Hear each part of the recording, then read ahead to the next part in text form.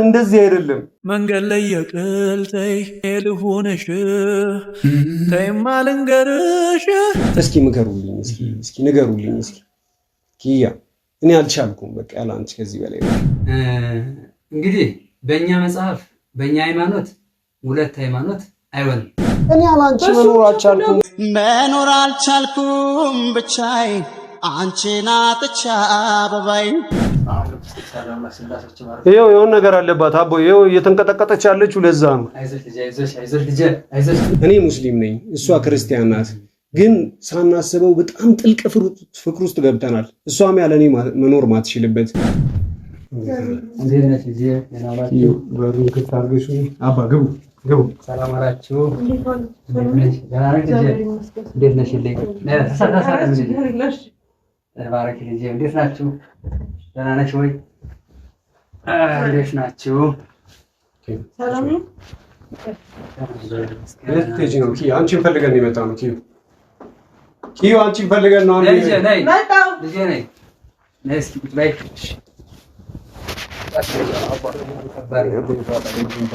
ናት ኪዩ ያልኩት ልጅ አሁን የመጣችው ልጅ ናት። በደንብ ያወሯታል ያለውን ነገር በጠቅላላ ሁሉንም ነገር። ኧረ ችግር የለውም ልጄ፣ ችግር የለውም። ደህና ነሽ ልጄ? እንዴት ነሽ? እንዴት ነው?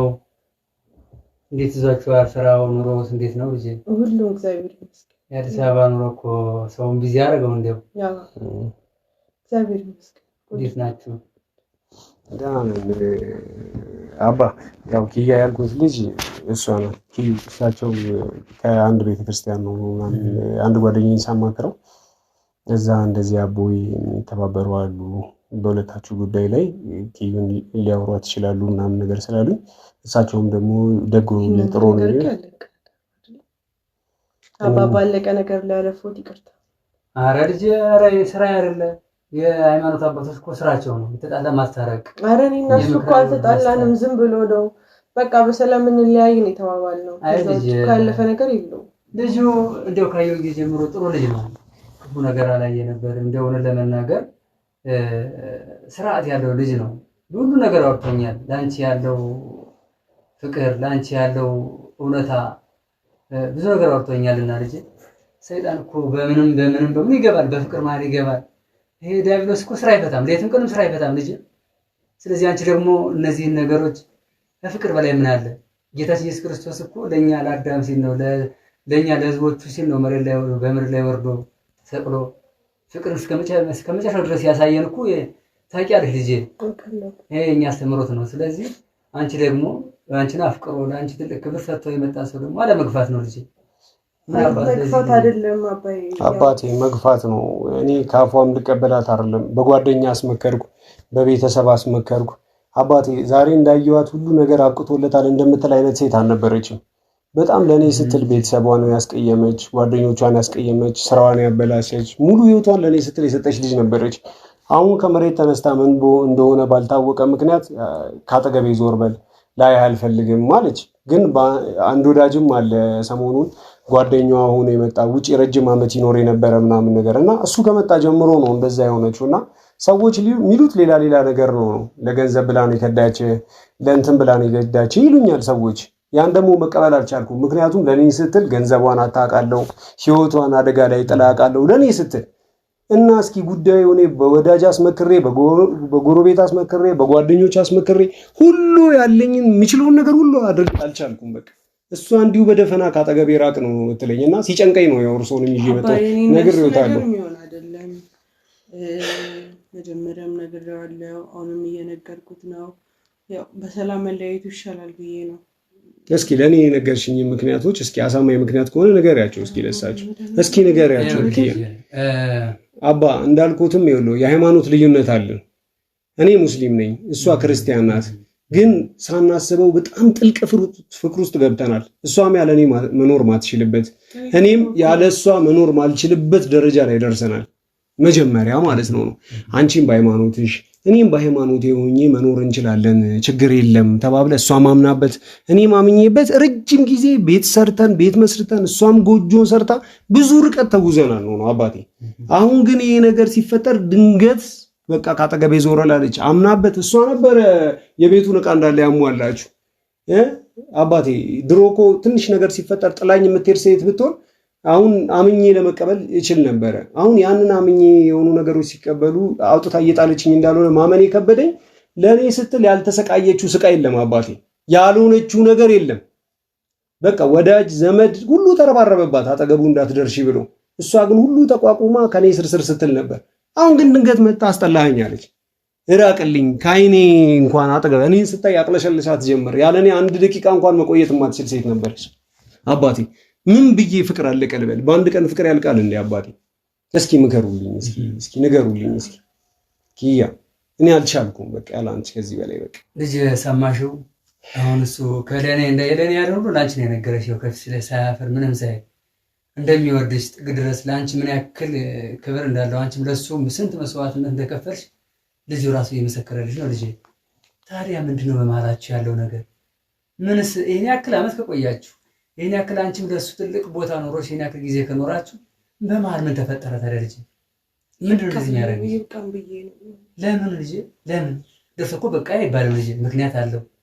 ምንድነው ነገሩ? ይሄ እኮ ሰይጣን ነው እንደዚህ የሚያደርግ። ጥርጣሬ ይጨቃጨቃል ከኔ ጋር እድሜ ልኩን ጭቅጭቅ ነው፣ ጸብ ነው።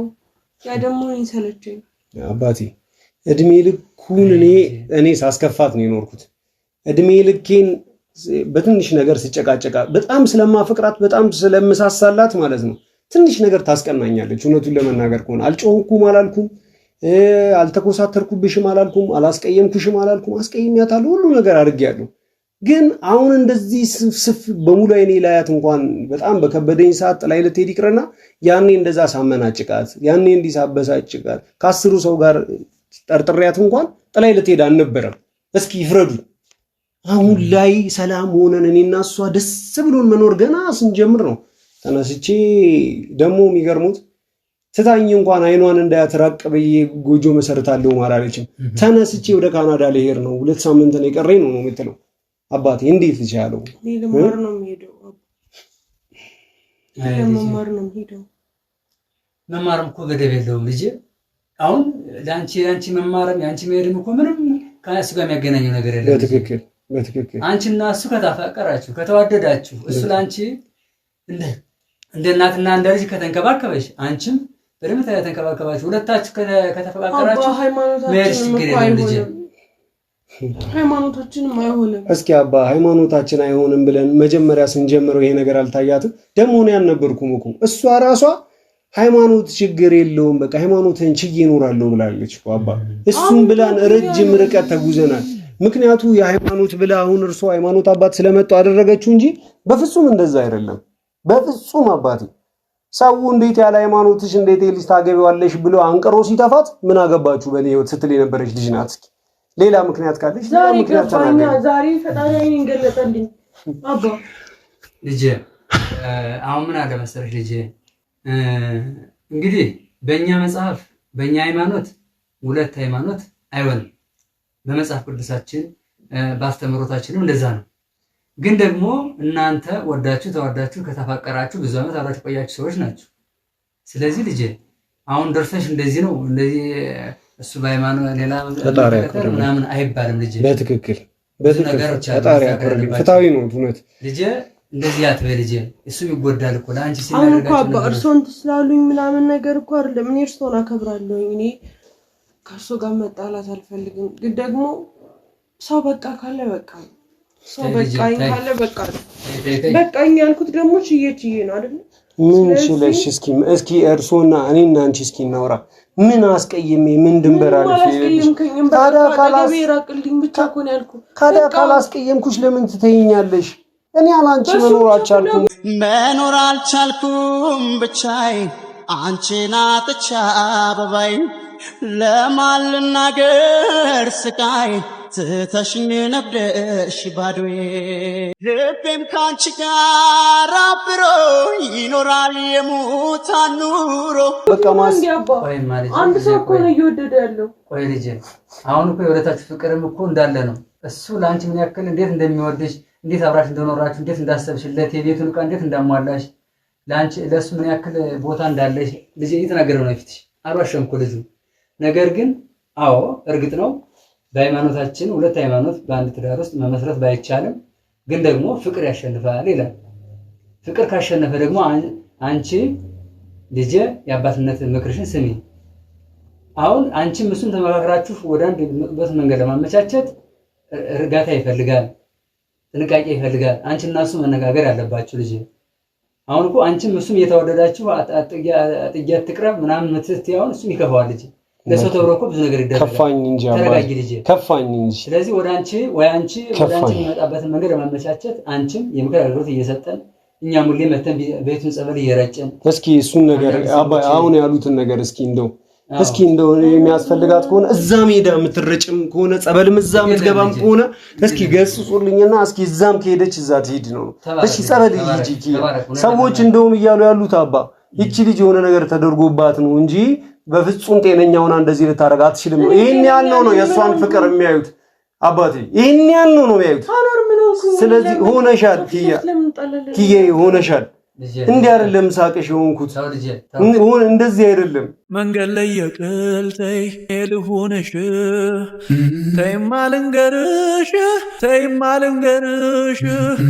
አመልሽ አደከመኝ ውስጤማ የሞገተኝ እያወቀ ያዘግማል አመልሽ ይዘኛል። አንተም ጥርጣሬ ውስጥ አትግባ ልጄ።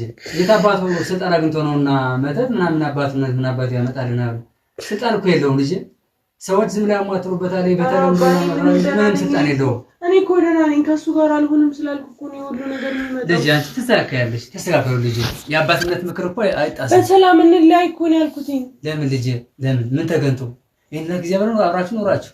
አንቺ እኮ ለሱ ስትል እኮ ጊዜ መስጠት አለብሽ። ትንሽ አብረሽ ለመኖርም ያለውን ነገር ለማመቻቸት ታገሰኝ አልኩት እኮ 2 ዓመት እንድማር ታገሰኝ ስለው አይሆንም አትሄጂም ማለት አላልኩም። በፍጹም አላልኩም አባቴ። መማር ያለባትንም ትምህርት ትማር፣ መሄድ ያለባትን ቦታ ትሂድ፣ የፈለገችውን ነገር። አሁን ግን ይህንን ነገር ያስተካከለላት ውጭ ሄዳ እንኳን እንድትማር ምናምን ነገር እያደረገ ያለ አፈቅርሻለሁ፣ እወድሻለሁ፣ ከኔ ጋር ፍቅር መመስረት አለብሽ ብሎ የሚያስቸግራት ሰው ነው ይህን ፕሮሰስ ያደረገላት። የሰው ልጅ ነኝ እኔ፣ እጠራጠራለሁ፣ ይጨንቀኝ፣ ይደብረኛል ይሄ ነገርም ሲፈጠር አባቴ። አሁን እየሆነ ያለው እየተከናወነ ያለው ነገርም ይሄ ነው። ለዛ ነው ሲጨንቀኝ እንኳን ይኸው በወዳጅ በሰው በጓደኛ በቤተሰብ ሁሉ አስመክሬ እምቢ ስትል ነው እርሶን ከፈራች ወይ ለእርሶ የምትናገር የሆነ ነገር ካለ ብዬ ነው። እና አሁን የምትነግራቸው ነገር ካለ ይኸው ተናገሪሽ። ከሳቸው በላይ ሌላ ማን ይመጣል? ኪያ እሺ እኔን አታክብሪ፣ ጓደኞቼንም ይኸው በቃ ቤተሰብም እምቢ ብለሻል። እሺ ይኸው ለሳቸው ንገሪያቸው። ሉጣኔ ትነግሪያቸዋለሽ? እሺ የሆነ ነገር ሆና ከሆነ አባቴ የሚደረግ ነገር የለም ቤት ውስጥ ምናምን ነገር የሷ ላይ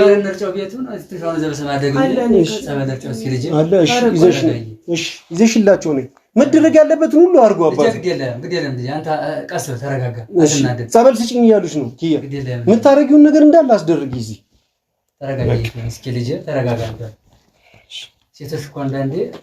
ኧረ አንዳንዴ አይደለም በቃ እኔ ከአቅሜ በላይ ሆና ነው አባቴ። በቃ ጨነቀኝ። ይሄን ቤት እንኳን አሁን ሰሞኑን በዚህ 3 ቀን ውስጥ ነው ይሄን ቤት ተከራይታ ቤቷን ለቃ ይወጣችሁ አባቴ። አንድ ወንድም አለኝ ከሱ ነው እነዚህ ሶፋዎች እነዚህ እንትኖች ሁላ ይዛ ይወጣችሁ። 5 ሳንቲም ሳትይዝ ነው ከቤቱ ላይ ራሱ ትታ ይወጣችሁ። ይቺ ልጅ ብር ወዳ ገንዘብ ወዳ ቢሆን ቤት ውስጥ ያሉትን እቃዎች ገንዘብ አለ ይዛ አትወጣም ነበር። ምንም ነገር አልነካች፣ ከመሬት ተነስታ ነው ይወጣችሁ። አባ የሆነ ነገር አለ ባኩት ማድረግ ያለቡትን ነገር አለ። ልጅ ሆነ እሷ ጋር ማወራለ አይዞህ ልጅ እንደዚህ በጣም እንደው እውነት ለመናገር ልጅ እንደው እግዚአብሔር ይባርክ። ምንም የላትም ምንም ይዛሮጣሽ ማለት በራሱ ይሄ ራሱ አረ ምንም ገንዘብ መኪናዋን አባቴ መኪናዋ ሱቋን ሽጣ ያላትን ነገር እንዳለ ሽጣ መኪና አምጥታ በሌላት ሳንቲም ከስራ ቁጭ ብላለች ቤት። ለኔ መኪና ለመግዛት አምጥታ ገዝታ ነው አምጥታ ቁልፍ የሰጠችኝ። ይቺ ሴት ለገንዘብ ብላ ሌላ ቦታ ትሄዳለች ብዬ ላስብ አባቴ። ሰው ሁሉ ተዋት ይሄን ለገንዘብ ብላ ነው የመጣችው። ሰው ሁሉ ይሄን ነገር እያደረገች ያለችው ለምናምን ነገር ዛሬ እንትን የመጣ ነው ምናምን ነገር ይላሉ ሰው። እንዴት ይልመን ሙሉ ለነብሷ እንኳን ማትሳሳ ልጅ አይደለም ለገንዘቧ ማለት ነው። ምን ብዬ እና አባቴ በአይነት ሰው እኮ ብዙ አይነት ሰው መጥቷል አይደለም አሁን የመጣ እንደዚህ አይነት ሲቅርና። ለዛ ነው እኔ ጨነቀኝ። የሆነ ነገር ካለ ወደ ቤትሽም ተመለሽ በሏት። ቤቷ ምን አይደለም የራሷ ቤት አላት የሰራ ነው። ስላሶች ባርኩ ግዴለም ልጅ ሰይጣኑ ይጠፋል ምናባቱ ዳቢሎስ ማይገባበት የለም እኮ ልጅ ምን አባቱ ነውስ በፍቅር ይገባል በሀብት ይገባል። አረ እንዲያው ዳብሎስ ነገር ጸሎት ጸሎት ጽናት የሚፈልገው ልጅ አይዞህ። መንፈስ ቅዱስ አሐዱ አምላክ አሜን። እግዚአብሔር ሆይ ስላሶች ባርኩ ቤቱንም እስኪ እንዲያው ያለው መንፈስ ያለውን ጭቅጭቅ ያስወግደዋል መንፈስ ቅዱስ።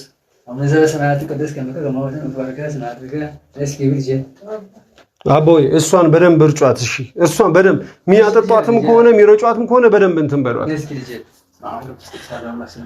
ይኸው የሆነ ነገር አለባት አቦይ። ይኸው እየተንቀጠቀጠች ያለችው ለዛ ነው። አይዞሽ ልጄ አይዞሽ ልጄ አይዞሽ። እንደዚህ ናቸው እኮ አንዳንዴ። አይዞሽ ልጄ አይዞሽ። ትንሽ ተሽንች ልጄ እሺ ተቀበል ልጄ አይዞሽ። ስላሶች ባርኩ ስላሴ ነው ዘበሰማያት ቅዱስ ከመከከማወተ ወባርከ ስናድርገ እስኪ ልጄ እሺ አባቴ ታዲያ እግዚአብሔር ይስጥህ። እንደው አንዳንዴ ከጨዋ ልጅ ያደገ ሰው የሃይማኖት ስርዓት ነው።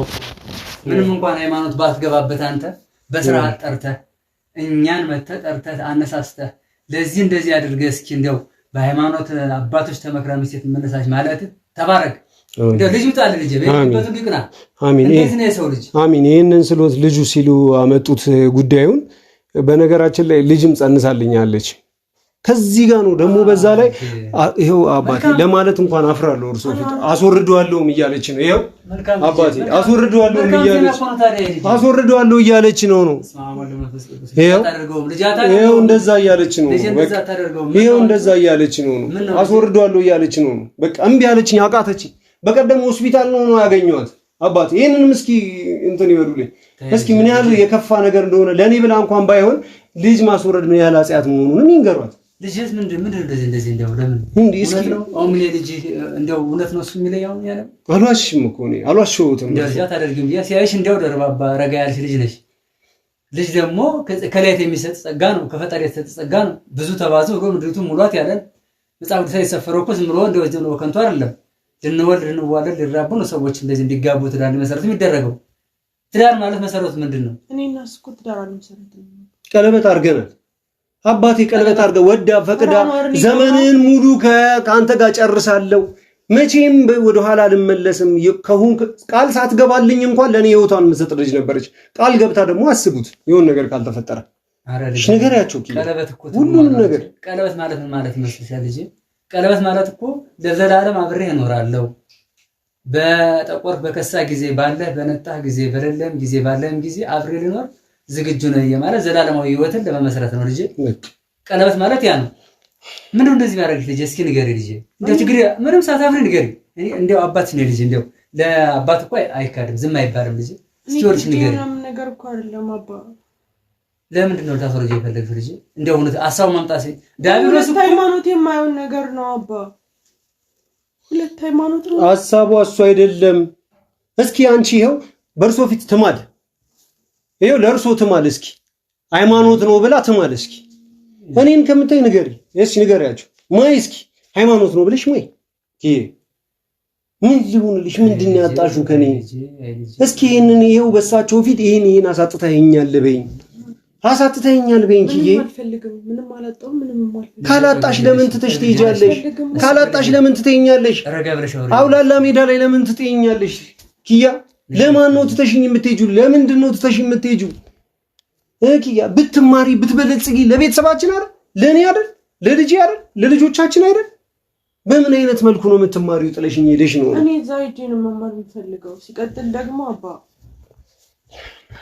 ልጁን ወልዳለኝ፣ ግን ደግሞ እዚህ አይደለም ካናዳ ነው። መጥቶ ልጁ ማየት ቢፈልግ ከሆነ መጥቶ ማየት ይችላል። ከዛ በላይ ግን ምንም ላደርግለት አልችልም። አባቴ ይሄ ምክንያት ነው? ልትወልድ ቀናቶችና ወራቶች እየጠበቀች ያለች ሴት እርግዝና ያለች ከአባቱ ነጥላ ወስዳ እዛ ሰው ሀገር ላይ ወልዳለሁ ሰው ሀገር ላይ እንትን ላለው ይሄ ተገቢ ነው?